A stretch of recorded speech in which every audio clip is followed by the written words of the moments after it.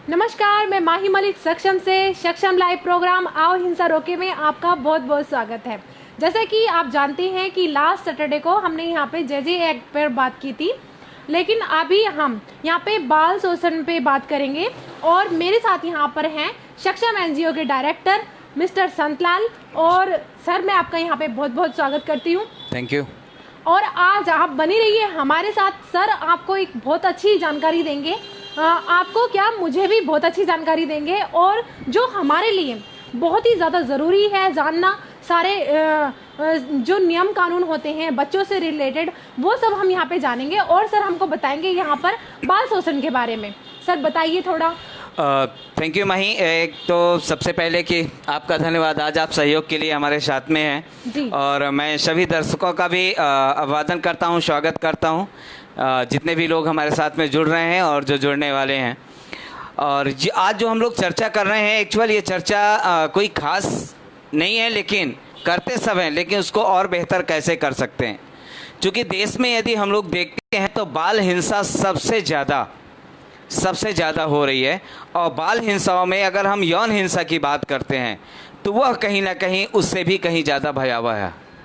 तो हमें इस भयावहता को कैसे ख़त्म करना है, हमें बच्चों के डर को कैसे ख़त्म करना है, हमें किस तरह जो है बच्चों को एक सेफ़ एनवायरनमेंट देना है, एक ऐसा वातावरण देना है जो बच्चा जहाँ पर पूरी तरह सुरक्षित रहे। और इसके लिए हमें खुद को तैयारी करना होगा। और मुझे लगता है कि हर घर को इसके लिए तैयारी करना होगा और करना चाहिए।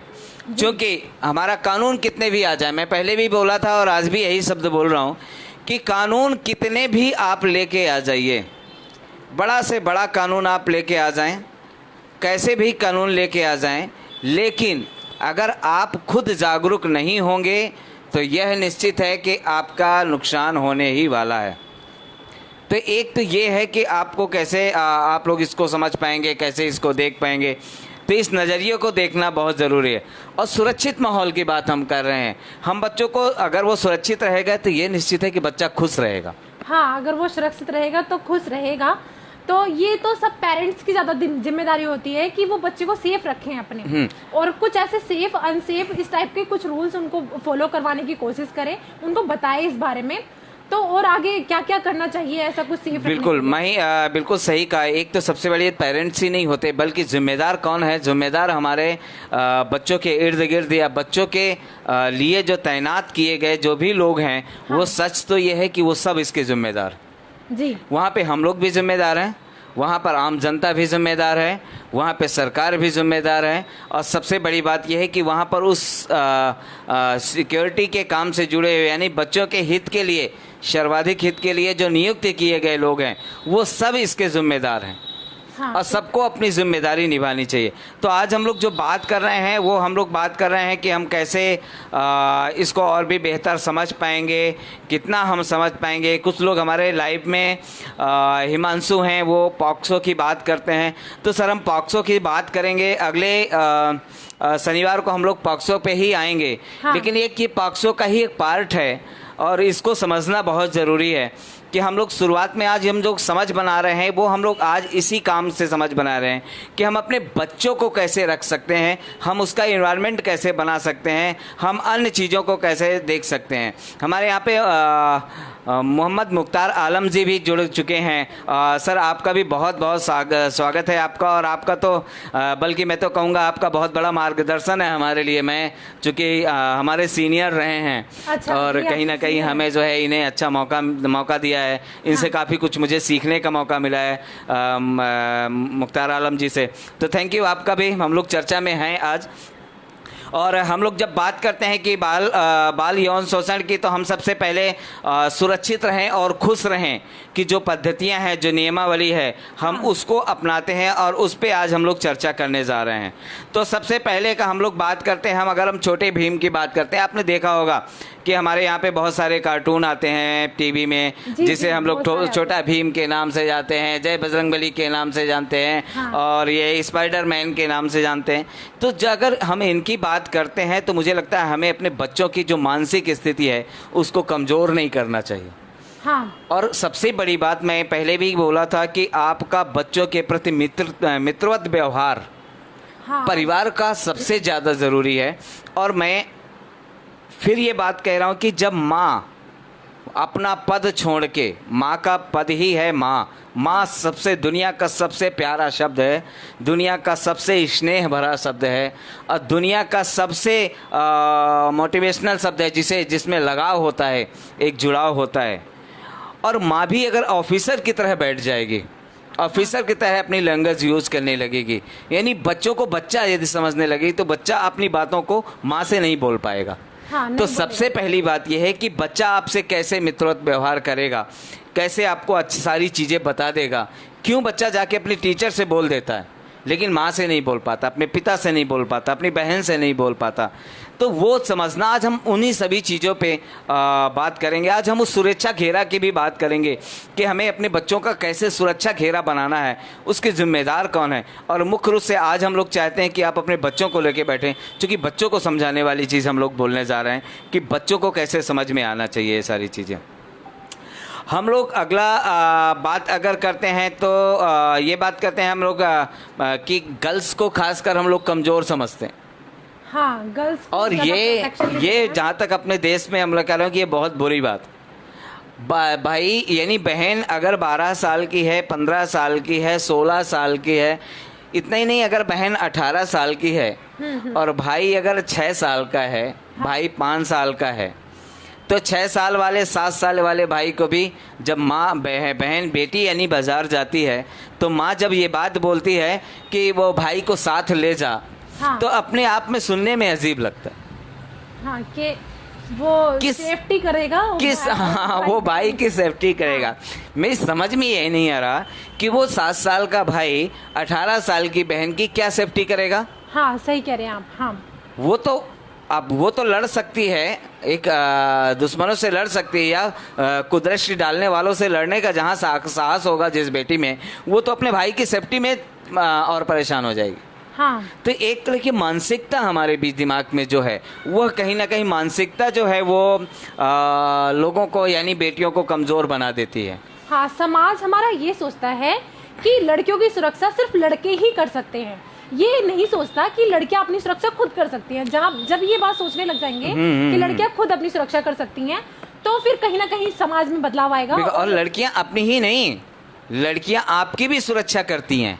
हाँ, ये और बात सच ये है कि आप उसको देखिए, आज बहुत सारी बेटियां हैं जो अच्छा काम करती हैं, और अच्छा काम करती हैं तो वो उस पे आपके घर में पूरा खर्च में हाथ बटाती हैं। हाँ, ऑफ कोर्स। बहुत सारे ऐसे परिवार है जहाँ माँ बाप कमाने लायक नहीं हुआ, बेटी पूरे दम से जो है पूरे परिवार को संभाल रही है। मैं उस बेटी की भी कहानी बताना चाहता हूँ कि जिस बेटी की पिता ख़त्म हो गए थे छोटे में, जब वो 8-10 साल की थी, और हमारे ग्रुप में ही है, हमारे ग्रुप की मेंबर ही हैं बल्कि सक्षम की।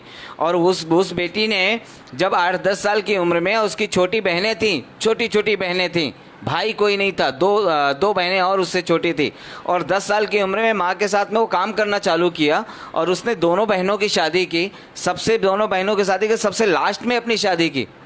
कितना अच्छा किया उसने। और अपनी बहनों का घर बसाया, अपना पूरा घर बनाया, उनके पास कुछ भी नहीं था। तो ऐसा नहीं है कि बेटियां कमज़ोर हैं, अब मौका है उनके पास में, आप थोड़ी सहयोग कीजिए, वो अपने आप आगे बढ़ती हैं, और पूरी उम्मीद के साथ, पूरे विश्वास के साथ। तो मुझे लगता है जब हम लोग बात करते हैं, पावर गर्ल्स की बात करते हैं, तो पावर गर्ल्स को समझना चाहिए कि पावर सिर्फ लड़कों में नहीं होता, गर्ल्स में भी होता है, और वो बराबर मात्रा की पावर होती है। अब हम बचपन से उन्हें गुड्डी पकड़ा देंगे, अगर मैं आपको बचपन से गुड्डी पकड़ा दूंगा और दूसरे का बेटे को अगर मैं बंदूक पकड़ाऊंगा, तो निश्चित है वो बंदूक चलाना सीखेगा, आप गुड़िया के साथ में खेलना ही सीखेंगे। हाँ, बचपन में ही ये कैटेगराइज कर दिया जाता है कि अगर लड़का है तो उसको खेलने के लिए बंदूक दी जाती है, लेकिन अगर लड़की है तो उसको गुड़िया ही क्यों दी जाती है खेलने के लिए? उसको क्यों नहीं बोला जाता कि हाँ तुम भी बंदूक से खेल सकती हो?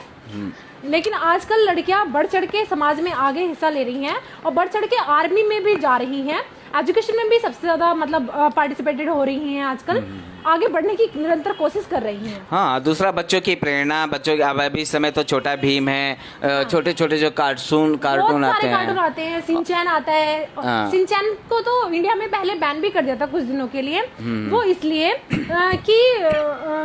बैन कर दिया था क्योंकि सिंचैन जो है वो बहुत शैतान बच्चा है और उससे बच्चे बहुत ज्यादा शैतानी करना सीख रहे थे, अच्छी चीजें कुछ नहीं सीख रहे थे। इसीलिए कुछ दिनों के लिए इंडिया में शिनचैन बैन कर दिया था। लेकिन बहुत सारे ऐसे हैं जो बच्चों के लिए एक तरह से मिसाल है, बच्चे उसको अपना आइडियल मानते हैं और उसको हिसाब से चलते हैं, तो उसको भी हमें देखना पड़ेगा कि बच्चे कमजोर नहीं।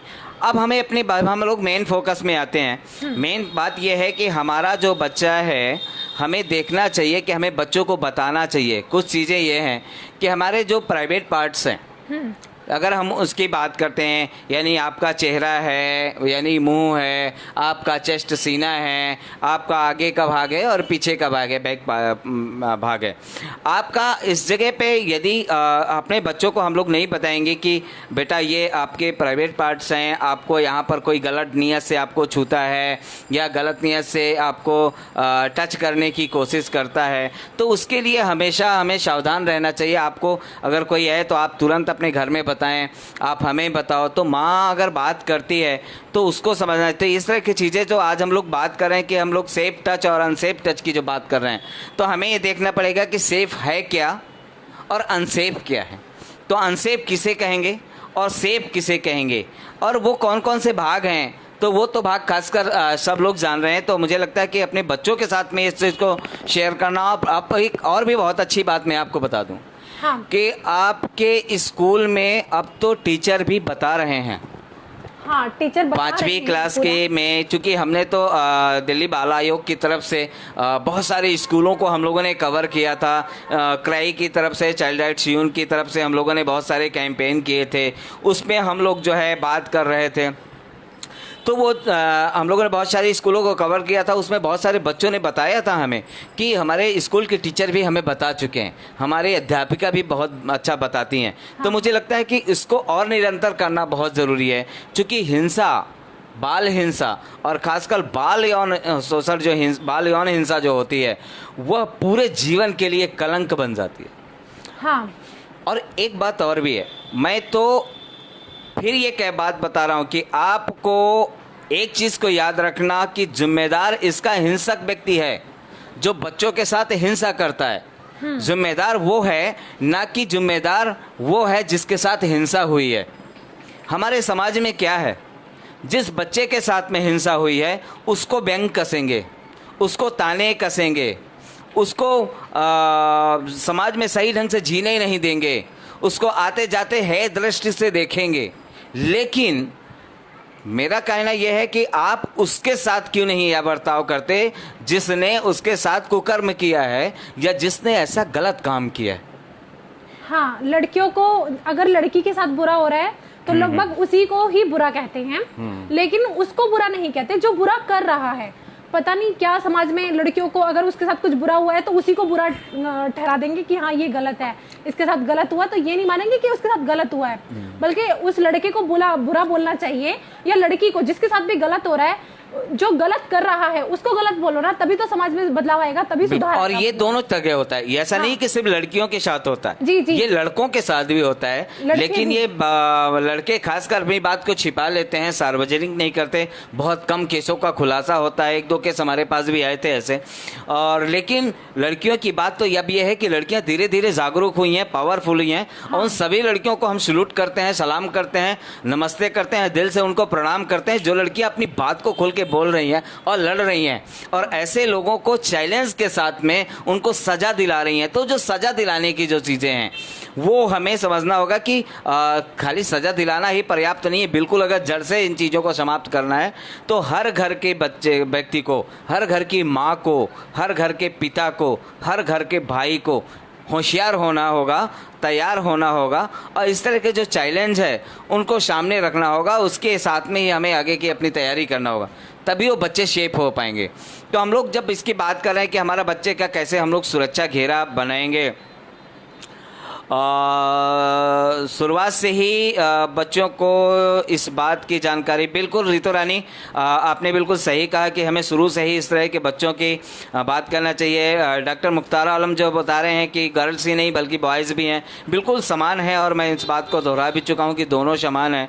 तो ये सच्चाई भी है। तो हमारे सुरक्षित स्पर्श क्या है, पहले हम इसके बारे में चर्चा करेंगे। तो बच्चों के लिए खासकर हम कहें कि आज हम लोग बच्चों का स्टेशन है और बाल यौन शोषण पे हम लोग बात कर रहे हैं। तो अगर आपकी माँ अगर आपको स्पर्श कर रही है, नहला रही है, तो वो कौन सा स्पर्श हुआ? सेफ स्पर्श हुआ, सेफ हुआ। हाँ। तो इस तरह की चीजें हैं। अगर हमारी माँ आपको नहला रही है, धुला रही है, आपके शरीर के अंग को साफ कर रही है, हाथ, कान, मुंह, नाक सब कुछ साफ कर रही है, एक्चुअल वो सेफ अनसेफ हुआ। अब मैं आपसे एक और सवाल करना चाहता हूँ कि अगर आपके डॉक्टर अगर आपकी माँ के सामने अगर आपको टच कर रहे हैं, यानी कि आपको चेक कर रहे हैं, तो वो सेफ हुआ या अनसेफ हुआ? सेफ हुआ। सेफ हुआ। लेकिन अगर आपका डॉक्टर अगर माँ बाप के सामने अगर टच नहीं कर रहे हैं, टच कर रहे हैं, तब माँ बाप नहीं हैं और अकेले में पर्दा लगाए, आजकल बहुत सारे डॉक्टर होते हैं और खासकर हमारे बस्तियों में बहुत इस तरह के डॉक्टर मिलेंगे कि एक हरा हरा पर्दा लगा लेंगे और सामने सब कुछ रहेंगे। माँ बाप लेके ज़रूर आते हैं माँ, लेकिन माँ आप यहाँ पे बैठिए, मैं अंदर चेक कर रहा हूँ, और बेटी को या बेटे को अंदर चुपचाप लेके जाएंगे पीछे और पर्दा लगा लेंगे, इसके बाद चेक करते हैं। एक्चुअली ये चेक सुरक्षित नहीं है। हाँ, ये चेक सुरक्षित नहीं है क्योंकि बच्चा इतना समझदार नहीं होता। तो उसकी माँ के सामने या उसके पापा के सामने आप उसको चेकअप करो। ये क्या है कि तुम अलग ले जाके तब चेकअप कर रहे हो, बिल्कुल तो वो अनसेफ है पूरा। तो बिल्कुल, तो आप जब भी हो तो बच्चे को, मैं उन बच्चों से कहूँगा कि आप बिल्कुल तुरंत अपनी माँ को बोलें या डॉक्टर को बोले कि नहीं, मेरी मम्मी मेरे सामने रहेगी। हाँ हाँ। तो जो भी है, मम्मी है, पापा है, जो भी आपके साथ में, जिनके साथ में आप बहुत भरोसा करते हैं, उसको अपने साथ में रहें। तो ये सेफ टच की श्रेणी में आता है और इसको समझना बहुत ज़रूरी है। चूँकि लोग जो है ना, कहीं इसलिए हम लोग चर्चा कर रहे हैं कि कहीं ऐसा ना हो कि सेफ और अनसेफ टच की जब बात करें तो वो है। लेकिन यदि कहीं आपके पास आपको कोई पकड़ता है और एक कमरे में बंद करके ले जाता है और बंद करके यदि आपसे कहता है कि आप अपने कपड़े उतारो, हाँ, तो सही है या गलत? गलत है वो तो पूरा। बिल्कुल वो गलत है। और लेकिन अगर आप छोटे हैं और आपकी मम्मी यदि आपके कपड़े बदल रही है, आपके कपड़े पहना रही है, हाँ, वो सही है गलत? वो तो सही है। सही है। हाँ। लेकिन अगर आप कहीं एक ऐसी जगह में जहां आपको कपड़े उतारने के लिए अगर मजबूर कर रहा है कोई व्यक्ति, आपको परेशान कर रहा है, तो इसका मतलब वो गलत है। और ऐसे मौके पे हमें ज़रूरी है जोर से बोलना चाहिए नहीं। क्या बोलना चाहिए? नहीं। ठीक है, अब एक बार आप जोर से बोलिए नहीं। नहीं। बिल्कुल, तो आपको जोर से बोलना है। जहाँ पे अगर मैं कहूँ ये नहीं, तो वहाँ पे आपको नहीं ही बोलना है। आप याद रखिए आज के दिन पे, क्योंकि आप ही हैं जब बता सकती हैं कि इस बात को ये सच है या गलत। हाँ। तो अगर कोई आपका अकेले में यदि आपके कपड़ा उतारने के लिए अगर आपको बोलता है तो क्या बोलेंगे? नहीं। यदि आपको यदि अकेले में किसी बच्चे को यदि कोई व्यक्ति कपड़ा उतारने की बात नहीं कह रहा है, लेकिन अगर आपके कपड़े उतार रहा है, तब आप क्या बोलेंगे?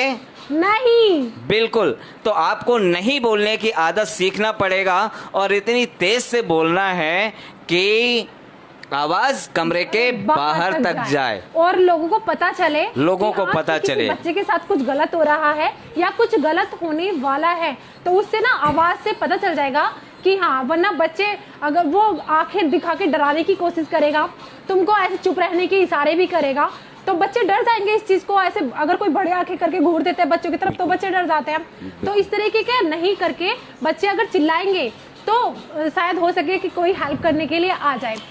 हाँ। एक और भी बात है कि कुछ ऐसे लोग होते हैं जो कपड़े आपका उतारता भी नहीं है। हाँ। कपड़े उतरवाने की कोशिश भी नहीं करता, वो अपने कपड़े उतारता है।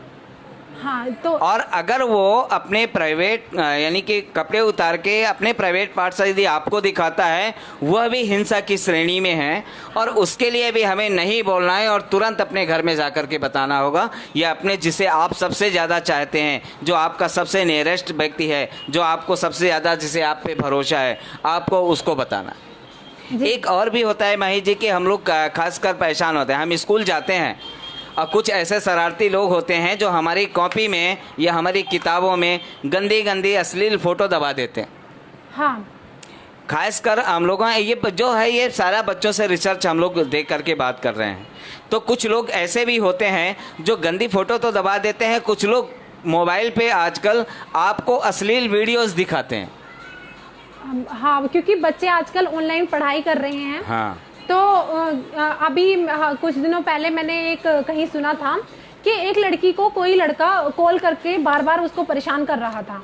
अब उसने कहा कि जिससे आप बात करना चाहते हो वो मैं नहीं हूँ, आप मुझे बार बार कॉल करके परेशान ना करें। बिल्कुल। तो वो लड़की, जब मैंने उससे बात की उस लड़की से, तो वो बहुत ज़्यादा डरी हुई थी। तो उस लड़के ने, जो लड़का उसको कॉल कर रहा था बार बार, उस लड़के ने उसको ये धमकाया हुआ था कि अगर तुम मेरा कहना नहीं मानोगी, मेरा प्रपोजल एक्सेप्ट नहीं करोगी, तो मैं तुम्हारी फैमिली को बर्बाद कर दूंगा। तो वो लड़की, जब मैंने उससे बात की तो वो इतनी घबराई हुई थी ना, मैंने कहा घबराने की कोई जरूरत नहीं है, हम लोग तुम्हारी हेल्प करेंगे, ऐसा कुछ भी नहीं होता, वो ऐसे किसी को बर्बाद नहीं कर सकता, पहले वो खुद ही बर्बाद होएगा तब वो आगे कुछ करने की सोचेगा। फिर हमने एक्शन लिया और फिर हमने उस लड़की की हेल्प भी की। तो वो छोटी बच्ची थी, तो ये जो बड़ी एज के लड़के होते हैं तो वो छोटी लड़कियों को ऐसे डराने की और धमकाने की कोशिश करते हैं और कहीं ना कहीं ऐसे उनका यूज करने की कोशिश करते हैं। और जब हम लोग चुप रहते हैं, ये हिंसा कैसे बढ़ती है? जब हम चुप रहते हैं तभी हिंसा हमारे ऊपर हावी होती है। हाँ। तभी वो व्यक्ति हमें, एक दिन हमें कुछ बोल दिया, हमने कुछ नहीं बोला, दूसरे दिन बोल दिया, फिर हमने नहीं बोला, तीसरे दिन उस व्यक्ति ने कुछ बोला, फिर हमने नहीं बोला, धीरे धीरे वो बात करने के सिवा फिर आपको छेड़ने लगेगा, फिर आपको पकड़ने लगेगा, फिर आपको, यानी आपको मजबूर कर देगा। इसलिए हिंसा जहाँ से शुरू हो, हमें वहीं से ब्रेक करने की आदत अपने बच्चों को सिखानी पड़ेगी, हमें आस पड़ोस का, उसके लिए हमें खुद को तैयार होना पड़ेगा। एक और भी बात है कि कुछ बच्चों को पता ही नहीं होता, बिल्कुल सिमरन ने लिखा है कि कुछ बच्चों को पता नहीं होता कि उनके साथ गलत हो रहा है या सही हो रहा है। हाँ, क्योंकि ये जो चीज़ें हैं या तो स्कूल में टीचर चीज़ सिखाएंगे, हाँ। या फिर पेरेंट्स सिखाएंगे।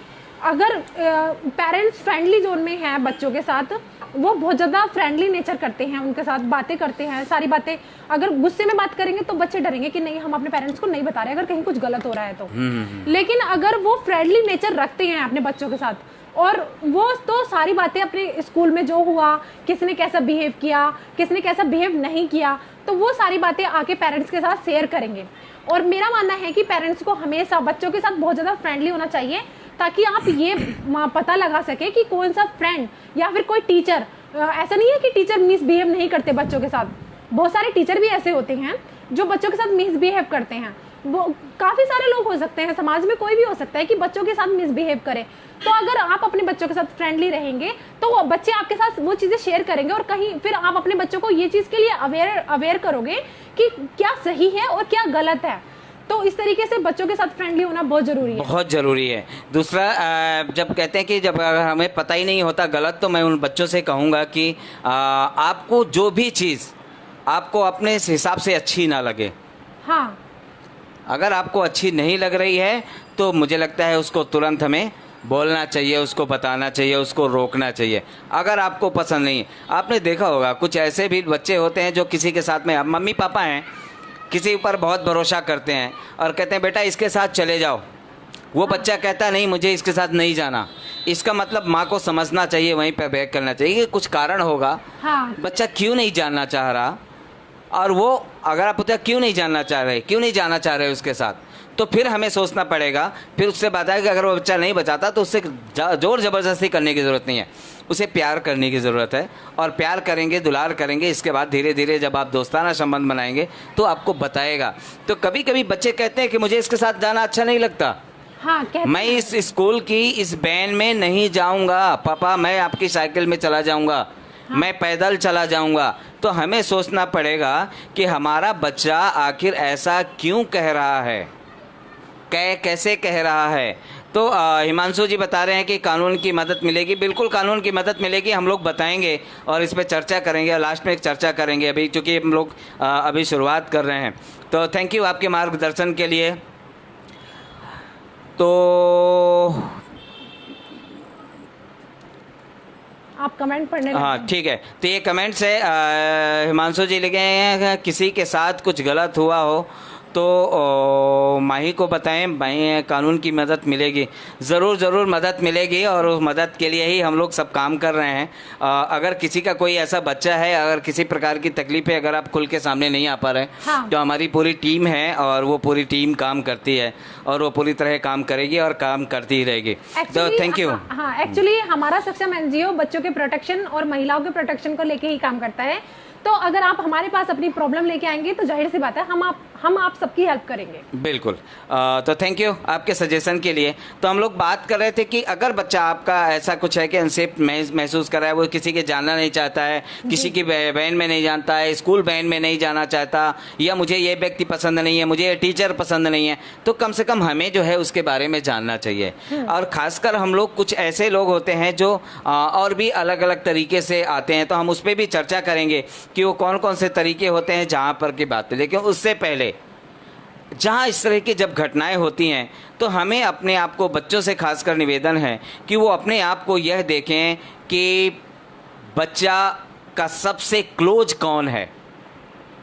और ये निश्चित है, जब आप एक सुरक्षा घेरा आप जब देखेंगे कि बच्चे का क्लोज कौन है। ये अशोक पांडे जी कह रहे हैं बाल यौन शोषण के लिए मुख्य कारण क्या हैं, तो हम उसी कारण पे बात कर रहे हैं अशोक पांडे जी, और लगातार बात करते आ रहे हैं। आप लगातार लाइव में रहेंगे तो आपको समझ में आ जाएगा। सामाजिक चेतना की कमी है, बिल्कुल सही है। पितृसत्ता भी कहीं ना कहीं हावी है, और परिवार द्वारा बच्चों के साथ जो है इस विषय पर दूरी, कानून का भय, बिल्कुल सही आप कह रहे हैं। और ये जो चीज़ें आपने कहा है हम इसका पूरा समर्थन करते हैं, स्वागत करते हैं, और इन्हीं चीज़ों पे हम लोग चर्चा कर रहे हैं आज, और ये बहुत ज़रूरी है। और हम चाहेंगे कि अगर आप इस तरह के एक्टिविस्ट हैं, अगर आप चाहते हैं कि हम खुद इस तरह के काम पे आगे आएँ, तो आपका स्वागत है। सक्षम में आप आइए और एक दिन के कार्यक्रम के लिए आप भी अपना समय दें, या 1 घंटे के लिए आप समय दें, ताकि आपकी आवाज़ को हम जन जन तक पहुँचाने में मदद मिले हमें। जी अशोक पांडे जी, अगर आप ऐसे इन्फॉर्मेशन हमारे व्यूअर्स को देना चाहते हैं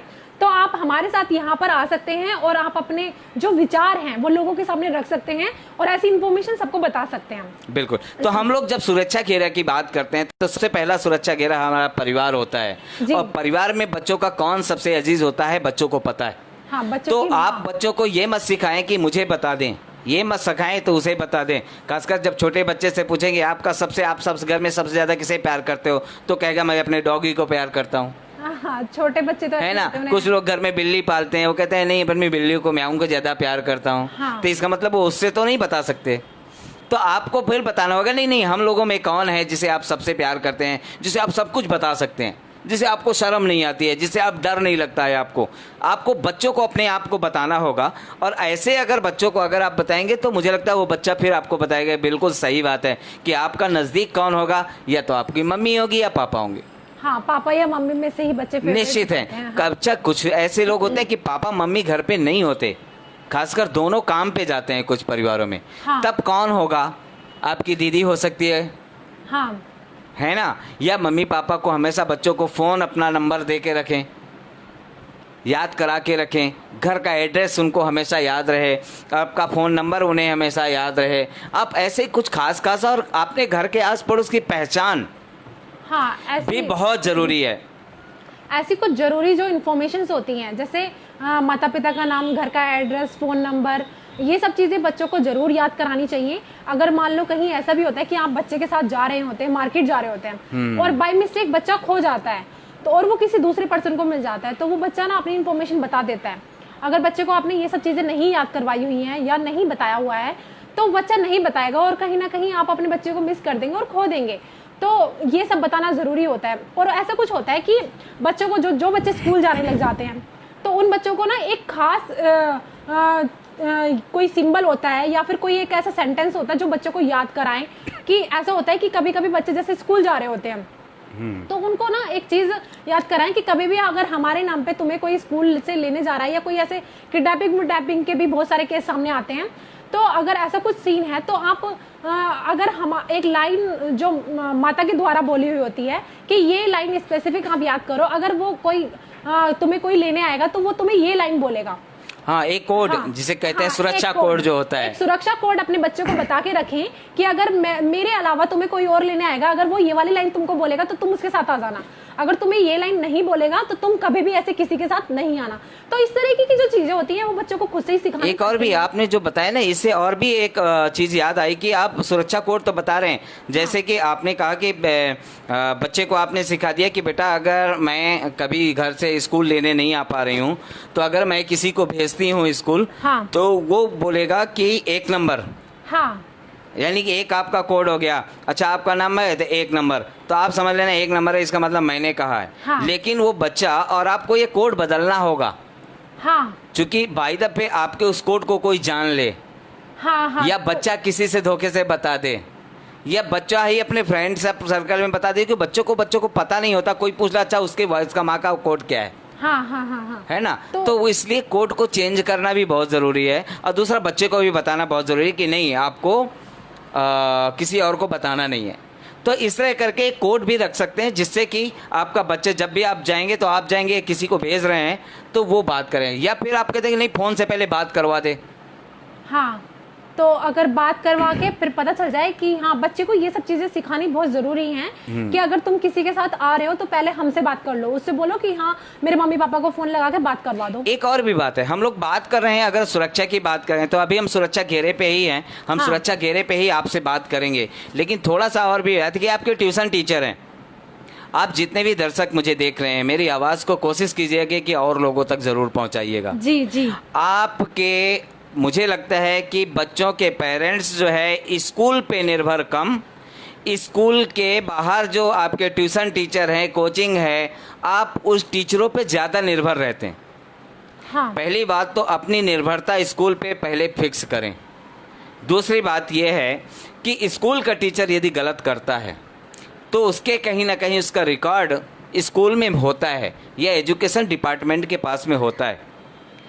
अगर आप पुलिस वेरिफिकेशन कराते हैं अपने घर में किराएदार रखने के लिए, बहुत ज़रूरी बात मैं आपको बता रहा हूं कि यदि आप किराएदार रखने के लिए पुलिस वेरिफिकेशन कराते हैं तो फिर आप अपने जहां जिस बच्चे को, अपने जिगर के टुकड़े को, जिसे आप जन्म देने के बाद पूरी ताकत के साथ में, पूरी सुरक्षा के साथ में जिसे प्रोटेक्शन देते हैं, जिसे पढ़ाने की कोशिश करते हैं, जिसका जीवन संवारने के लिए अपना पूरा जीवन निछावर कर देते हैं, अपना सारा सुख दुख सब भूल जाते हैं उस बच्चे के लिए, और आप क्या करते हैं उसके सुख दुख को यानी उसके जीवन को संवारने के लिए, और आप जहां उसको भेज रहे हैं ट्यूशन के लिए, आप क्या उसका पुलिस वेरिफिकेशन नहीं करा सकते? क्या कराना चाहिए। आप जहां भी आपका ट्यूशन टीचर है, जहाँ भी आप अपने बच्चे को कोचिंग में भेज रहे हैं, कौन कोचिंग चला रहा है, दूसरा वहाँ कौन सा टीचर है, उसका भी पुलिस वेरिफिकेशन बहुत ज़रूरी है, क्योंकि वहाँ से भी बच्चों को बरकरार, मैंने पहले कहा था एक कोर्स में कि गुरु ही ऐसा होता है जिसके हाथ में प्रलय और विकास दोनों उसकी गोद में पलते हैं, और ये भी गुरु की श्रेणी में आ जाते हैं। लेकिन इनका कोई ठिकाना नहीं है, इनका आपको ना तो इनको एजुकेशन का पता है, कितना पढ़ाई लिखाई है इनकी, ना तो इनकी क्वालिटी है, क्या इनके अंदर कौन सी ऐसी क्वालिटी है, ना तो अगर इतनी अच्छी क्वालिटी होते तो बड़े टीचर क्यों नहीं होते, जी जी, इनका खुद का स्कूल क्यों नहीं होता। और कुछ ऐसे लोग होते हैं जो स्कूल के भी टीचर पढ़ाते हैं, लेकिन कुछ ऐसे लोग होते हैं जो ऐसे ही अपनी क्लास चलाते हैं और हम लोग बड़े विश्वास के साथ उसके पास सुबह से लेकर शाम तक भेजते हैं। उसका कोई बैकग्राउंड हमें पता नहीं होता, उसका कोई हमें सच्चाई उसकी पता नहीं होती, वो कौन है, कहाँ का रहने वाला है, कितना पढ़ा है, उसका क्रिमिनल रिकॉर्ड है या फिर बहुत अच्छा रिकॉर्ड है। और बहुत सारे बच्चे जो है वो इस तरह के केस के शिकार हो जाते हैं। तो मुझे लगता है हम सबको इस बात के लिए भी तैयार होना होगा कि जहाँ भी हमारे परिवार का बच्चा जाए, जो भी बच्चा ट्यूशन के लिए जाए, हम उसका एक बार पुलिस वेरिफिकेशन करा लें जी, ताकि उसका रिकॉर्ड जो है उसके। हाँ जी, ये अशोक पांडे जी यहाँ पे कमेंट कर रहे हैं, स्कूल में इस विषय पर पाठ्यक्रम होना चाहिए, वैसे शिक्षा नीति में इसका प्रावधान है लेकिन उसका अनुपालन नहीं हो पा रहा है। बिल्कुल बिल्कुल उमाकांत जी, हम लोग इसके लिए लगातार प्रयास करेंगे और शिक्षा नीति बन गई है, इसका मतलब ये नहीं है कि ये बहुत ज़्यादा फाइनल है। अगर हम लोगों की डिमांड है और हम लोग इसको और बेहतर तरीके से, देखिए नीतियाँ बन जाना बहुत बड़ी बात नहीं है, नीतियाँ बन जाएंगी और नीतियाँ बन के बहुत अच्छा प्रयास है सरकार का, हम उसका बहुत खुश हैं इस मामले से, लेकिन उसको पूरा अनुपालन करना, हाँ, ये भी उसको पूरे तरीके से लागू करना। आरटी एक्ट आया, आपने देखा, एक बहुत अच्छा कानून बन गया, वो कानून कितने प्रतिशत लागू है किसी को नहीं, जबकि कहा गया था कि अगर इतने साल के अंदर, 3 साल के अंदर यदि जो स्कूल इसके नॉर्म्स को पूरा नहीं करेगा उसको जुर्माना भरना पड़ेगा 50,000 रुपया। कौन सा स्कूल है जो इसके नॉर्म्स को पूरा कर रहा है, सरकारी हो या प्राइवेट हो?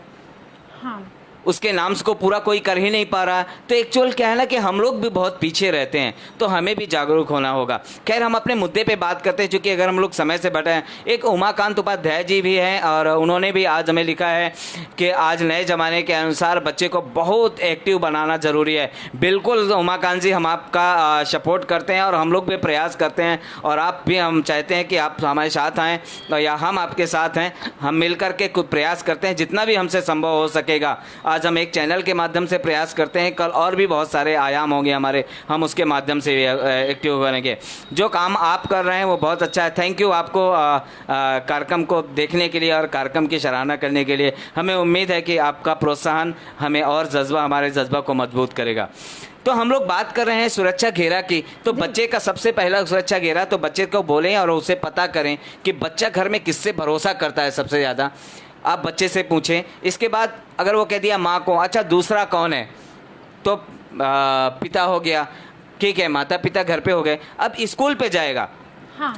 स्कूल में आपका कौन सबसे विश्वास है, जिस बच्चे से पूछे कि कौन है आपका भरोसेमंद, जिससे आप बता सकते हैं सारी बातें। चूंकि एक तो सुरक्षा घेरा हमारे पास है, हमें बच्चों को सिखाना पड़ेगा घर में कोई भी बात बताएं, लेकिन अगर हम स्कूल में हैं, अगर वहाँ कोई गलत हो रहा तब किससे बताएंगे। तो हर समाज में हर जगह अच्छे और बुरे दोनों प्रकार के लोग होते हैं जी, दोनों प्रकार के। लेकिन आपको पहचानना बहुत जरूरी है कि कौन अच्छा है कौन बुरा है। हाँ जी। तो आपको आपकी हर एक छोटी छोटी बातों को, जो आपका सुनता है, जो आपको जानता है, जो आपको मदद करता है, तो आपको ज़्यादा भरोसा करने की ज़रूरत नहीं, लेकिन ये बात बता सकते हैं अपने आप स्कूल के टीचर को। यदि टीचर पे भरोसा नहीं तो स्कूल के प्रिंसिपल को बता दें, अपने क्लास टीचर को बता दें। तो जो सुरक्षा घेरा है, स्कूल का सुरक्षा घेरा है, वो यही है। कोई बच्चा आपके साथ गलत कर रहा है, टीचर भी इतने अच्छे होते हैं कि वो सभी बच्चों के साथ इतने फ्रेंडली होते हैं कि बच्चे अपनी बातें पेरेंट्स से ना शेयर करके स्कूल के टीचर के साथ शेयर करना पसंद करते हैं। तो वो जो विश्वास होता है बच्चों का और टीचर का, तो वो कहीं ना कहीं बच्चों को अपने विश्वास में लेके, और वो उनसे सब चीजें पूछ लेते हैं कि कहीं उन बच्चों के साथ गलत ना हो रहा हो। लेकिन अगर मान लो कोई टीचर गलत है, तो वो सही वाले टीचर को बताएगा वो सब चीज, बच्चा कि गलत टीचर ने ये बोला, तो वो टीचर जो सही वाले टीचर हैं वो उन बच्चों की हेल्प करते हैं और कहीं ना कहीं उनके फ्रेंडली जोन में आ जाते हैं और उनको कहीं ना कहीं आगे बढ़ने के लिए प्रोत्साहित करते हैं और उनको रोकते हैं। जो गलत टीचर होते हैं उनको रोकने की कोशिश करते हैं। बिल्कुल। तो मुझे याद है, जब मैं खुद पढ़ाई कर रहा था तो हमारे कुछ ऐसे टीचर थे, मेरा स्कूल का प्रिंसिपल बहुत प्यार करते थे। मैं यानी कि मैं चूँकि स्पोर्ट्स में और गाने में बहुत ज़्यादा गाना वाना बहुत ज़्यादा गाता था, तो स्कूल में प्रोत्साहित किया जाता था। लेकिन स्कूल के ही टीचर कुछ ऐसे थे जो मेरी मेहनत को देखते हुए, चूँकि मैं स्पोर्ट्स में बहुत ज़्यादा था, आग के गोले से निकलना है, रस्से में चलना है, और जो सर्कस वाला जो झूला होता है, इस तरह के झूला है, तो बहुत सारी चीज़ें आती थी उस दौरान। तो मुझसे स्कूल का जो सम्मान था, स्कूल का मान था, वो ऊपर होता जा रहा था। यहाँ से लेके चूँकि मैं यूपी का रहने वाला हूँ, वहाँ से लेकर के मुझे महाराष्ट्र तक मुझे टीचर लेके गए वहाँ तक, और हर जगह हमने अपने स्कूल का परचम लहराया। तो उस दौरान जब पूरे स्कूल के टीचर मुझे बहुत प्यार करते, हमेशा मैं घर से आता था, मुझे एक गिलास गर्म दूध मिल जाता था। स्कूल में छुट्टी के बाद भी दूध मिल, किसी स्कूल में बच्चों को उस समय में कुछ नहीं था। है कि जो बच्चे एक्टिव होते हैं स्कूल में या क्लास में, तो टीचर उन पे ज्यादा फोकस करते हैं, क्योंकि उन्हें लगता है कि ये होनहार बच्चा है और कुछ आगे कर लेगा, तो ज्यादा फोकस करते हैं। फेवरेट टीचर और स्टूडेंट का फिर एक अलग ही रिश्ता बन जाता है स्कूल में और ट्यूशन में भी। तो अच्छा, आप गाने का शौक रखते हैं? ये हाँ, वो सुनाऊंगा, लास्ट में सुनाएंगे, पहले हम लोग ये चर्चा कर लेते हैं और गाना गाऊंगा। और हमारे व्यूअर्स आपसे जरूर एक गाना सुनना चाहेंगे। अगर ये गाना नहीं सुनाएंगे सर, तो हम शो को खत्म ही नहीं करेंगे। नहीं, जरूर सुनाएंगे, क्योंकि बचपन का शौक है, तो मैं अपना शौक भी जाया नहीं करूंगा। दूसरा, हम लोग बात अभी कर रहे थे एक सुरक्षित स्पर्श की और असुरक्षित स्पर्श। तो अगर जहाँ पे भी जो चीज़ आपको असहज महसूस हो या आपको ऐसा लगता है कि नहीं है, अच्छा नहीं लग रहा है, तो बच्चों को ज़रूर बताएं कि वो सुरक्षित स्पर्श नहीं है आपका। यानी कि आपने देखा होगा बहुत सारे लोग किस करना है, गाल पे किस करना है, मुंह में किस करना है, आपके सीने पे हाथ लगाना है, या पीछे आपके बैक में हाथ लगाना है, या आपके गुप्तांग को टच करना है। ये सारा जो है ये गुड टच के अंतर्गत नहीं आता है, और उसको भी। लेकिन एक और चीज़ है, अब अगर हम जिसको गुड टच मानते हैं, अब मैं आपको, अब हम दोनों हाथ मिलाएं थोड़ा सा जी।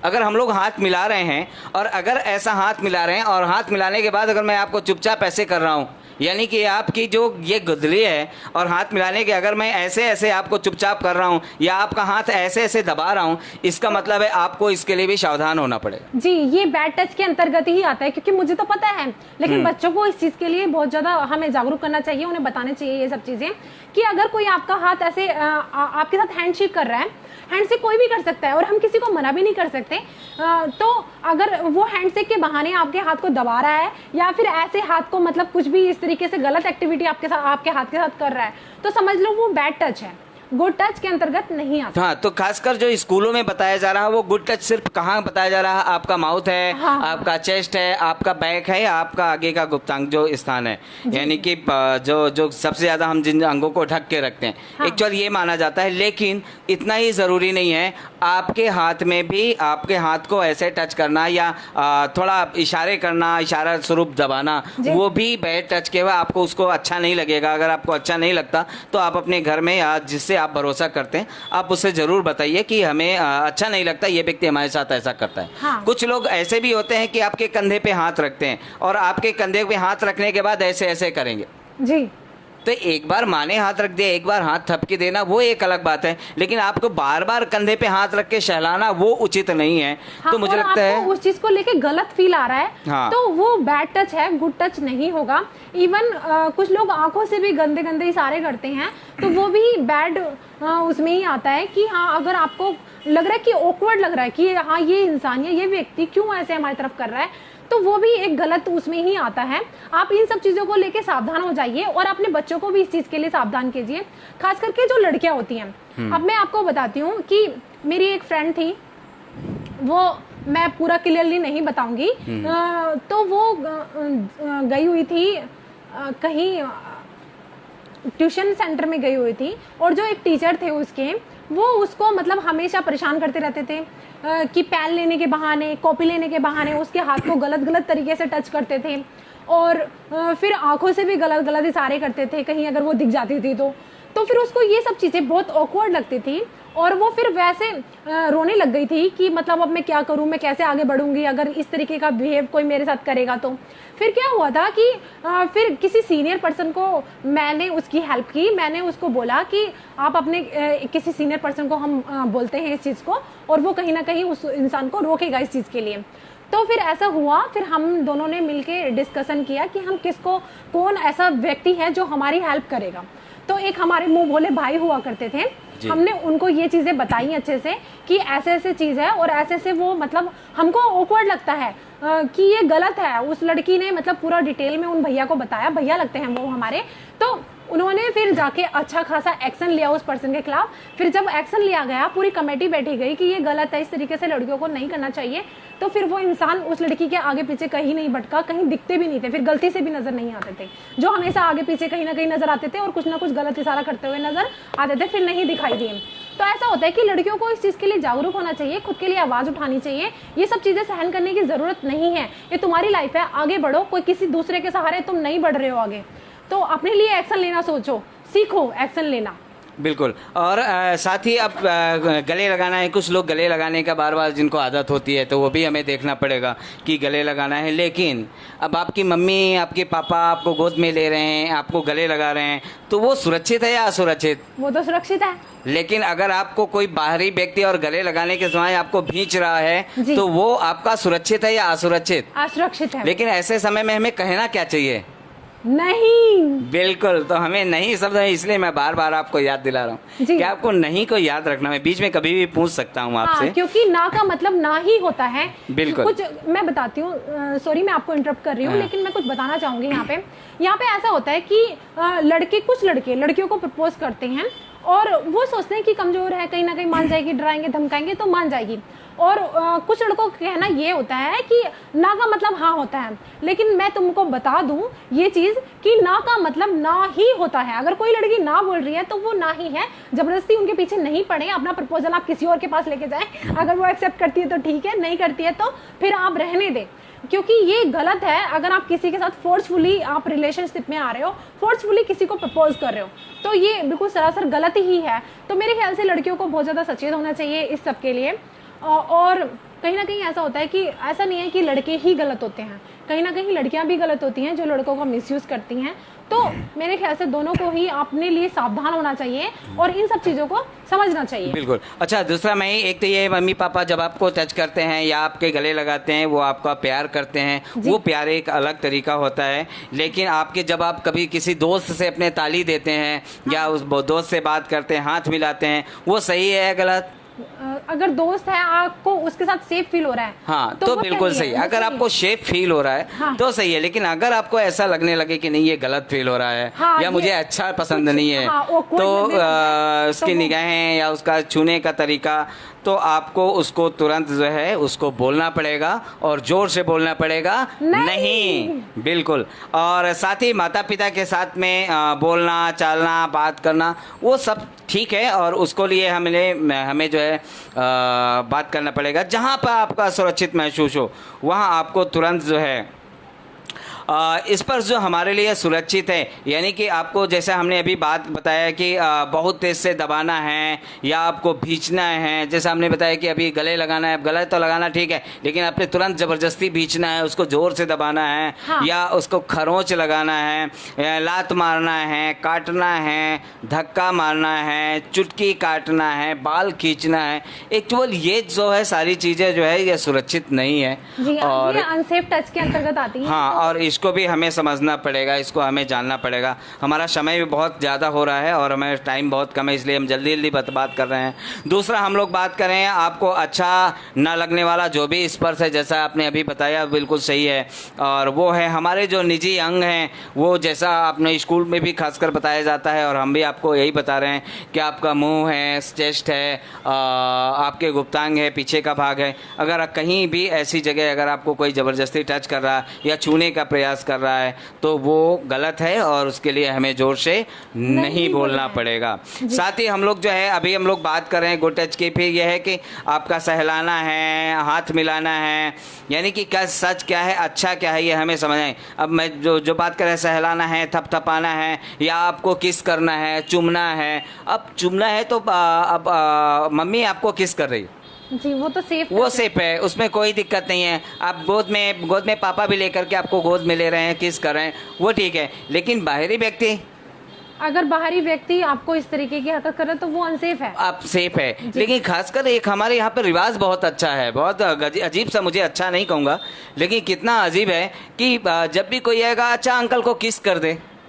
हाँ, छोटे बच्चों को ये चीज़, छोटे बच्चों को सिखाना चालू करते हैं। हाँ। अंकल को किस कर दे, अंकल को ये कर दे, और वो अंकल की नियति क्या है आपको पता नहीं। हाँ, तो ये सब नहीं बोलना चाहिए। आज जो है 2 साल के बच्चे के साथ में, 6 महीने के बच्चे के साथ में या साल भर के बच्चे के साथ में जो ये घिनौने अपराध हो रहे हैं, हाँ। उसका चूंकि हमें पता ही नहीं है उसकी मानसिकता क्या है। जी, सामने वाले की मानसिकता का कैसे पता कर सकते, कैसे पता कर सकते हैं? तो इस तरह की चीजों से भी हमें दूर रखना पड़ेगा, दूर रहना चाहिए। और एक और भी बात है, खासकर लड़कों के लिए देखा गया है, हम लोगों ने गाँव में देखा है, दिल्ली में भी बहुत सारी जगहों पर देखा हूँ। आपका छोटा बच्चा है और आप घर में खेल रहा है और कई सारे मेहमान होते हैं वहाँ पे खड़े हो जाते हैं, आपको पता चलता है उनमें से कोई होता है जो आपके बच्चे की तुरंत अंडरवियर पकड़ के नीचे खिसका देता, शायद बिल्कुल होता है। और ये जो होता है वो बार बार कहेगा, बच्चा हंसेगा भी ऊपर के, लेकिन बच्चा शर्म करता है, बच्चा समझता है इस बात को। अगर समझता ना होता तो भागता नहीं वहाँ से, जी, भागता है, बच्चा रोता है। और इस तरह के जहाँ भी हो वहाँ तुरंत आप उनको कि आप टोकना पड़ेगा आपको कि ये आप क्या कर रहे हैं, बच्चे को कैसी आदत डाल रहे हैं। हाँ, ये बोलना चाहिए, टोकना चाहिए, रिश्तेदारी की शर्म ना करें। हाँ, और उसको रोकें, क्योंकि ये अच्छी चीज़ नहीं है कि आपके बच्चे का कहीं भी कोई गुप्तांग पकड़ने लगेगा, कहीं भी कोई उसका अंडरवियर या नंगा करने की। ठीक है, आप बहुत छोटा है, आप उसको मजाक कर रहे हैं, लेकिन मजाक कितना सेफ है, कहाँ तक सेफ है, इसको समझना हमारे लिए बहुत ज़रूरी है। अब गुदगुदी करना ठीक है कि ठीक है आप थोड़ा बहुत बच्चे को हंसा रहे हैं, लेकिन आवश्यकता से अधिक गुदगुदी करना, हाँ, वो भी अनसेफ है। तो इस तरह के सभी चीज़ों को हमें समझना पड़ेगा और समझने के साथ साथ हमें जानना पड़ेगा। असुरक्षित व्यवहार भी हमें देखना पड़ेगा कि हमें सुरक्षित व्यवहार क्या है और असुरक्षित व्यवहार क्या है। तो व्यवहारों की श्रेणी में है, कोई कहीं बात करने में बार में अश्लील बातें ज़्यादा करते हैं बच्चों के सामने, जी, तो वो गलत है बच्चों। और खासकर आपके घर में कोई रिश्तेदार आ जाते हैं तो और ये देखने को मिलता है कि अगर महिलाएं या बच्चे साथ में बैठे हैं तो उन्हें बड़ा मजा आता है फालतू की बातें करने में। जी जी, वैसे बच्चों की मानसिकता पर बहुत तो गहरा मानसिकता प्रभाव में पड़ता क्या प्रभाव पड़ता है वो भी हमें जो है सुरक्षित व्यवहार या असुरक्षित व्यवहार पे भी हमें समझना होगा। हम सब लोगों को जानना चाहिए, उसके बात करना चाहिए। होशियार बनो और होशियार बनाओ, और साथ ही जिम्मेदार बनो और जिम्मेदार बनाओ। ये बहुत बड़ा प्रश्न है। एक तो हमें होशियार बनना है और हमें दूसरे को भी होशियार बनाना है। जी। ये हमें बिल्कुल सोच के रखना पड़ेगा। दूसरा, हमें जिम्मेदारी भी लेना पड़ेगा। जी, खुद को भी जिम्मेदारी है। या नोट कर लीजिए, अगर मेरे बच्चे के साथ में कुछ गलत होता है तो इसका मतलब सिर्फ बच्चा जिम्मेदार नहीं है। जिसने गलत किया है सिर्फ वो भर जिम्मेदार नहीं है, जिम्मेदार तो हम भी उतने ही हैं, क्योंकि हमने बच्चे के साथ में फ्रेंडशिप नहीं निभाई। जी, वरना शुरू से जब से वो घटना चालू हुई तब से वो बच्चा हमें बता दिया होता और बच्चा आज का शेफ होता। तो हम कितना जिम्मेदार बन रहे हैं, हम बच्चों के साथ में कितना चर्चा कर रहे हैं, हम अपने बच्चों को कितना समय दे रहे हैं, यह समझना बहुत ज़रूरी है। और इसमें बहुत सारी चीज़ें हैं, कानून की बातें हम उसमें शेयर करेंगे, लेकिन अभी हम लोग चूँकि आज हम लोग गुड टच और बैड टच पे बात कर रहे हैं, इसलिए हम मुख्य रूप से इस पे बात करें। तो बहुत सारे लोगों का होता है, माता पिता और समाज, हिमांशु जी फिर लिख रहे हैं, माता पिता समाज को भी जिम्मेदारी लेनी पड़ेगी। तो बिल्कुल इसके लिए माता पिता हैं, समाज है, प्रशासन है, शासन है आपके। अगर चाइल्ड सेफ्टी की बात करें हिमांशु जी, तो मैं आपको बताऊं कि माया जाल इतना खतरनाक फैला हुआ है, इतना बड़ा है बच्चों की सेफ्टी का जाल। बच्चों की सेफ्टी हमारे घर से शुरू होती है। घर में सबसे बड़ी सेफ्टी में माँ है, जी, बाप है, भाई है, चाचा है, ताऊ है, नाना है, फिर आस पड़ोस के लोग हैं। फिर इसके बाद जब आप जाएंगे तो आंगनवाड़ियाँ हैं, आपके आशा वर्कर हैं, आपके डॉक्टर्स हैं, आपका थाना है, आपका डीसीपीओ है, डिस्ट्रिक्ट चाइल्ड प्रोटेक्शन यूनिट जिसे हम कहते हैं, आपका सीडब्ल्यूसी है, आपका दिल्ली बाल आयोग या जो स्टेट का बाल आयोग होता है वह है, नेशनल बाल आयोग है। जो बहुत सारे ऐसे डिपार्टमेंट है, एसजेपीयू है, बहुत सारी चीज़ें हैं, जुवेनाइल जस्टिस बोर्ड। तो बहुत सारे ऐसे चीज़ें हैं जिसको हमें समझना ज़रूरी है कि सुरक्षा घेरा तो इतना बड़ा है कि अगर ये सही ढंग से पालन करने लगे तो मुझे लगता है किसी की ज़रूरत ही नहीं पड़े और हर बच्चा सुरक्षित रहे। लेकिन इनको बार बार जगाना किसकी जिम्मेदारी है? बस जागरूक हमारी जिम्मेदारी है। जी, सोने ना पाए। जी, अगर ये लोग सो गए, ये हमारे जो बच्चों के पहरेदार, स्कूल भी पहरेदार की श्रेणी में आता है, आपका आंगनवाड़ी भी उसी श्रेणी में आता है, अगर आपके आशा वर्कर भी उसी श्रेणी में आती है, अगर आपका जो है जो थाना के साथ में डीसीपीयू है, सीडब्ल्यूसी है, बाल आयोग है, अब बहुत सारी ऐसे स्थान हैं और स्वयंसेवी संस्थाएं हैं, नेटवर्क हैं वहाँ जो आपके आस पड़ोस। आपको हर जगह अपनी बातों को शेयर करना पड़ेगा, बोलना पड़ेगा। तो स्वयं जिम्मेदार बनना है और जिम्मेदार बनाना है, होशियार बनना है और दोनों दूसरों को भी होशियार बनाना है। अब ऐसा नहीं ठीक है मेरे पास ये जानकारी है मैं भी लेके बैठा, आपके पास जानकारी है आप भी लेके बैठ जाएं, ये उचित नहीं है। बल्कि हमारे पास जो भी जानकारी है हम उसको कितना अच्छे ढंग से दूसरों को शेयर करेंगे, ये हमारी रिस्पॉन्सिबिलिटी बनती है और हम उस जिम्मेदारी को निभाना भी चाहिए हमें आने। तो एक और भी बात है, कुछ ऐसे लोग होते हैं जो रहस्य की बात करते हैं। जी, रहस्य की बात करते हैं और ये जादू है, ये रहस्य है, आपको किसी को बताना नहीं है। ये हमें समझना बहुत ज़रूरी है। आपका उदाहरण के लिए, जैसे आपकी माँ आपके भाई के लिए कोई बर्थडे पार्टी रखती है, अगर बर्थडे पार्टी रखती है और आपको बोलती है नहीं है इस बात को किसी से मत बताना, ये सही है या गलत? ये गलत है। गलत है क्यों? अच्छा हाँ सही है। आपकी माँ है ना, हाँ, आपकी माँ कह रही है और आपके भाई के लिए बर्थडे पार्टी रख रही है, हाँ, और नहीं भाई जब बाकी बच्चों से कहते हैं नहीं आज अभी सरप्राइज करना है, इसको बताना नहीं है, हाँ, हाँ, हाँ, है ना, हम एट ए टाइम इसको बताएंगे, वो सही है या गलत? हाँ, वो सही है। जी, वो सही। तो हमें इस बात को याद रखना और कि सही है गलत। इसी तरह कोई आपकी तस्वीर लेता है अकेले में, यदि कोई आपकी बच्चे की तस्वीर लेता है या आप बच्चे की तस्वीर लेता है या किसी की तस्वीर लेता है, तो अकेले में कोई तस्वीर लेता है और आपसे कहता है कि किसी को बताना नहीं है, जी, यानी कोई बताने की किसी से ज़रूरत नहीं है, अगर बताया तो सही नहीं होगा, तो ये सही है गलत? ये गलत है क्योंकि बिना परमिशन, ये बिल्कुल बिना परमिशन आप किसी बच्चे की कोई तस्वीर नहीं ले सकता, उस तस्वीर को प्रसारित भी नहीं कर सकता। मीडिया में भी अगर आप एडवोकेसी, अगर आपका कोई फेसबुक में या ट्विटर में, मीडिया पेपर में आपकी बिना सहमत से अगर फोटो आपकी डालता है जी। वो अनुचित है, उसका एक कानून बना हुआ है, उस व्यक्ति को जुर्माना भी होगा और कहो सजा भी हो जाए। हाँ सही है, ये कानून सही है क्योंकि तो वो हमें देखना, वो पॉक्सो में है और हम उस पर शेयर करेंगे आपको। तो हम आपको सिर्फ ये बताना चाह रहे हैं कि ये चीज़ें जो है इसको समझना बहुत ज़रूरी है। इसी प्रकार आपके किसी बैग में आपको कोई बैग है और आपके बैग में कोई अच्छा कुछ लिख के दे देता है आपके जीवन को संवारने के लिए, वो सही है या गलत? वो सही है। वो सही है। हाँ। लेकिन अगर आपके बैग में कुछ आपके लिए गलत अश्लील शब्द या अश्लील फोटोज या उस तरह कुछ डाल देता है, वो सही है या गलत? वो गलत। वो गलत है। तो हमें इस तरह की चीज़ों को अपने बच्चों के साथ में शेयर करना बेहद ज़रूरी है। हम थोड़ा जल्दी जाएंगे क्योंकि समय बहुत कम है। तो हमें सुरक्षित जो राज की बात करते हैं, कुछ लोग ऐसे हैं हम राज की बात बताते हैं। अब राज की बात बताने के लिए वो आपको एकांत में ले जाएंगे। जी। आपको कभी एकांत में नहीं जाना, अपने बच्चों को इस बात को सिखा के रखना है। ये गुप्त बात है, मम्मी से मत बताना आओ हम यहाँ पार्टी करने जाते हैं, मम्मी से मत बताना हम यहाँ जाते हैं, या अपने घर में किसी को मत बताना आओ हम पार्क में खेलने जाते हैं। अगर कोई ऐसा कहता है तो अपने घर में ज़रूर बताइए और पहले बता दीजिए कि ऐसी बात है, उन्होंने कहा कि बताना नहीं लेकिन वो ऐसा कह रहा है।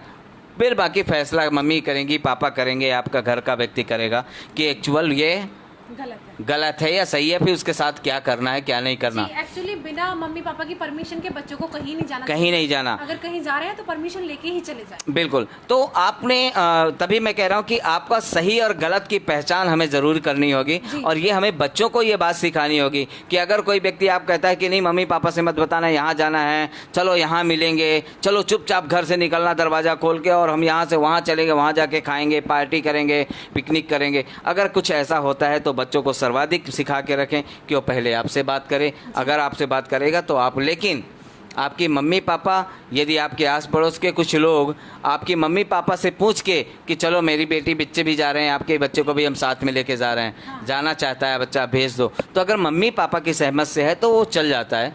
लेकिन अगर आपको किसी और उससे चुपचाप कहता है तो मुझे लगता है उसके लिए हमेशा तैयार होना चाहिए।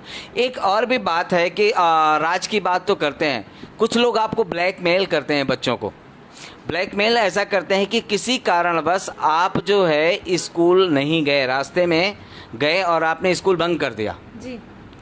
और आपके किसी व्यक्ति ने देख लिया कि भाई इस व्यक्ति आपने स्कूल बंक किया है, अब उसने कहा चल मेरे साथ यहाँ चल, नहीं तो चल तेरी मम्मी से तेरे घर में बता दूंगा, तो स्कूल नहीं गया। हाँ। और अब आप बच्चा क्या जाता है, वो डर जाता है, वो कहता है ठीक है अंकल या ठीक है भैया चलो। और फिर वो उसके साथ जाता है, वो उसके साथ गलत कर सकता है, कुछ भी कर सकता है। इस मामले में बच्चों को सिखा के रहो, कोई बात नहीं स्कूल बंक हो गया तो तुम्हें बताने की क्या ज़रूरत है, मैं खुद बता दूंगा मम्मी पापा को। हाँ ठीक। तो कोई आपकी बात यदि आपको बताए बिना मम्मी पापा से बताए, इससे अच्छा आप खुद बता दो। ये बात बच्चों को हमें सिखा के रखना पड़ेगा, तभी जाकर के वो बच्चा सुरक्षित रहेगा और पूर्ण रूप से सुरक्षित। तो सुरक्षित रहने के जो नियम हैं कि कोई आपके निजी अंग को छूता है तो उसको रोकना है, राज रखने के लिए कोई बात की सहमत देता है तो हमें उसके लिए सावधान रहना होगा। आप जिस पर भरोसा करते हैं हमेशा उस व्यक्ति को बताने के लिए हमेशा तैयार होगा। और हमेशा याद रखें कि अगर कहीं भी आपको कोई गलत करता है तो आपको ज़रूर उसको क्या बोलना है, नहीं, बिल्कुल ना बोलना है। और एक और भी है कि हमें चिल्लाने के साथ में, अगर कोई आपको कमरे में ले जाता है धोखे से, भाई दफे अगर आपको ज़बरदस्ती ले भी गया तो आपको ऐसी जगह देखना है कि जहाँ से खिड़की हो, जहाँ से आप कुछ बता सकते हैं किसी को। अगर कुछ नहीं बता सकते, बहुत लोग होता है तो चिल्ला सकते हैं आप खिड़की से कि हम बचाओ बचाओ बचाओ, नहीं करके। जैसे ही नहीं करते हैं तो आपको एक तो ये, अगर कोई आपको कमरे में बंद करके चला गया और कमरे में बंद करने के बाद आप कमरे के अंदर घुसे हैं और वो क्या करेंगे, कोई भी ऐसे व्यक्ति होता है वो कुछ देरों के लिए आपको कमरे के अंदर कर देगा और कुछ देर के बाहर से दरवाज़ा लगा के चला जाएगा कुछ दूर के लिए। इसके बाद आके वो गलत करते हैं जब वो पूरी अपनी तैयारी कर लेते हैं। लेकिन जब तक आप चिल्ला सकते हैं, अगर कोई आपको दरवाज़ा हेल्प करता है, अगर आपका शोर देख के हो सकता है वही व्यक्ति आ जाए दरवाज़ा खोलने, तब आपको क्या करना है, जोर से धक्का मार के और बाहर की तरफ भागने की कोशिश करना जी। और जोर से चिल्लाना भी है। लेकिन उसके पहले अगर आपके पास कहीं खिड़की है, दरवाजे हैं, तो आप वो ज़रूर करें कि आप उसको बताएं हाँ, चिल्ला के लोगों चिल्ला के को बताएं। की कोशिश करें। कुछ ऐसे भी घर हो सकते हैं जैसे आपको बंद कर दिया, अब आपके कोई खिड़की दरवाजा तो है लेकिन आपके कोई सुनवाई आवाज़ सुनने वाला नहीं है, तो उस घर में जो भी सामान है, ग्लास है, कटोरी है, चम्मच है, उसको एक एक मिनट में बाहर फेंकते रहो। हाँ, तो लोगों को लगे क्या हो रहा है, ये बार बार सामान क्यों वहाँ से गिर रहा है, तो कोई ना कोई ज़रूर आएगा। तो बाहर अगर आप कोई चीज़ें फेंकते रहेंगे, बार बार फेंकते रहेंगे, बार बार फेंकते रहेंगे, और अगर किसी का छत पड़ रहा है तो उसके छत में ज़ोर ज़ोर से फेंको। हाँ, ताकि वो छत वाला अगर आ जाता है तो उसके जब उसके घर के बर्तन अगर जाएंगे, कोई सामान जाएगा तो उसको ज़रूर, और उसमें आवाज़ भी बहुत तेज़ होती है, तो ज़रूर इधर उधर से लोग आपकी मदद के लिए हैं। तो हमेशा ना करना या इस तरह की चीज़ों के लिए सावधान रहना हमारे लिए बहुत ज़रूरी है। तो चिल्लाना होगा, हमें भागना होगा, और सुरक्षित स्थान पे हमें भागना होगा। अगर हमें कोई टच करता है या टच करने की कोशिश करता है तो हमें पीछे हटना है और ज़ोर से चिल्लाना है। क्या चिल्लाना है? नहीं। नहीं, तो बिल्कुल नहीं कहना है। तो ये बाकी सारी चीज़ें हैं जिस पे हमें जो है गौर करना होगा। और ना का मतलब जो आपने बताया बिल्कुल ना, तो बिल्कुल सही है कि ना का मतलब बिल्कुल ना है। जब कोई आपको असहज महसूस करता है तो आप, फिर मैं आपको दोहरा देता हूँ, उसको नहीं समझना है तो ना ही करना है आपका। साथ ही हम आपको ये भी बता दें कि आपको सुरक्षा के लिए चाइल्ड हेल्पलाइन नंबर जो है उसको आप हमेशा प्रयोग कर सकते हैं। चाइल्ड हेल्पलाइन नंबर में कॉल कर सकते हैं 1098 जो नंबर है, दुनिया में आपको बता दूं कि हमारे देश का सबसे एक्टिव नंबर है जी 1098। तो 10 उस पर तुरंत कॉल करना है। दूसरा जो है चाइल्ड हेल्पलाइन, और 1098 पे जब आप कॉल करेंगे कोई ना कोई आएगा। दूसरा आपका अगर आपको मदद चाहिए तो आप जो है क्षेत्रीय एनजीओज हैं, आपकी संस्थाएं हैं, जैसे यहाँ सक्षम काम कर रहा है, तो आपको अगर किसी प्रकार की स्थिति जो, तो हम लोग तो अपना फ़ोन नंबर भी आपको दे रहे हैं, आप सबको दे रहे हैं कि आप हमें नोट कर सकते हैं 9311124880 9311124880। तो मैं एक आपको व्हाट्सअप भी किए दे रहा हूँ, आपको इसमें नंबर भेज दे रहा हूँ 9311124880। तो हमने आपको ये नंबर आपको भेज दिया है, आप इसको नंबर को नोट कर सकते हैं। जी, आप हमें ईमेल भी कर सकते हैं अगर आपको ऐसी कुछ जानकारी चाहिए या कुछ हेल्प भी चाहिए। तो हमारी ईमेल आईडी है, नोट कर लीजिए, saksham.del1@gmail.com। मैं दोबारा रिपीट कर रही हूँ, आप नोट कर लीजिए। आप हमसे हेल्प भी ले सकते हैं, आप हमें जानकारी भी दे सकते हैं। saksham.del1@gmail.com। सर, जैसा कि आपने प्रॉमिस किया था स्टार्टिंग में कि आपको सॉन्ग सुनाना है लास्ट में, तो अभी बिल्कुल सुनाएंगे, लास्ट में कुछ ना कुछ ज़रूर सुनाएंगे, आपको सुना के जाएंगे। टाइम बहुत हो गया है और हाँ, टाइम काफ़ी हो गया है। तो चाइल्ड हेल्पलाइन नंबर है, और साथ ही मेरी आवाज़ एक जो है दिल्ली महिला आयोग का एक ऐप है, तो आप मेरी आवाज़ अगर डाउनलोड करेंगे तो आपको नज़र आएगा, और आप उसमें जो है अपनी समस्या भर सकते हैं, बता सकते हैं। बच्चा उसमें हिंदी, इंग्लिश, अपनी भाषा में भी आपको मिलेगा। तो आराम से क्षेत्र की भाषा है तो वो अपनी क्षेत्रीय भाषा में भी वहाँ पे वॉइस नोट भेज सकता है, और भेज के वो लोग आपकी हेल्प करेंगे। बिल्कुल। तो ये सारी चीज़ें हैं जिसकी जानकारी हमें आपको देनी थी, और आपका सबका स्वागत है। आप अगर हमारे कार्यक्रम से अगर खुश हैं तो आप हमें मेल कर सकते हैं, अपने सुझाव मेल कर सकते हैं, आप हमें कार्यक्रम से जुड़ाव के लिए आपको मेल कर सकते हैं। हम हमेशा प्रतिदिन शाम 7 बजे से आपके प्रोग्राम के लिए, आपके प्रोग्राम में हमेशा हाजिर रहते हैं। जी, तो थैंक यू। बोलें क्या? नहीं बोलेंगे अभी आप एक सॉन्ग सुनाएंगे ही यहाँ सबको, क्योंकि अगर आप इतनी सारी इन्फॉर्मेशन रखते हैं तो इन्फॉर्मेशन रखने के बाद ऐसा होता है कि हर किसी का अपना एक मन होता है, ज़िंदगी जीने का एक अपना तरीका होता है। तो हर कोई अपना एक शौक रखता है, लेकिन वो किसी के सामने उजागर नहीं करता कि लोग क्या कहेंगे। लेकिन ये ज़िंदगी है, इसको खुल के जियो। तो मैं चाहती हूँ कि आप 2 लाइनें यहाँ पे हमारे व्यूअर्स को सुनाएं और मुझे भी सुनाएं। जरूर। मैं वैसे गाना तो बहुत दिनों से छोड़ दिया हूँ, लेकिन आप कहती हैं तो मैं ज़रूर एक वंदना जो है एक छोटी सी आपके सामने रख रहा हूँ। जी जी जी। माता सब कुछ मांग ले, जो कुछ हमरे पास। माता सब कुछ मांग ले, जो कुछ हमरे पास, पर दो नैना मत मांगियो, जामे तोरे दरस की आस। इसी पे मैं एक छोटा सा 2 लाइन कह रहा हूँ। जी। जय तुझे जय माँ सरस्वती, जय तु वीणावादनी माँ, जय तु जय जय माँ सरस्वती, जय तु वीणावादनी माँ। कमल आसन छोड़ दे माँ, माँ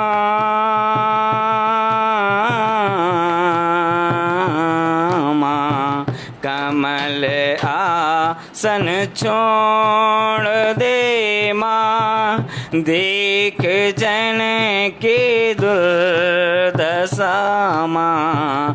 कमल आसन छोड़ दे माँ, देख जन की दुर्दशा माँ। जगत का कल्याण कर माँ, जगत का कल्याण कर माँ। तू है वेद वीणा सणी माँ, जय तुझे जय माँ सरस्वती, जय तु वीणावादनी माँ। जयत पद्माश्वने वा माता माँ,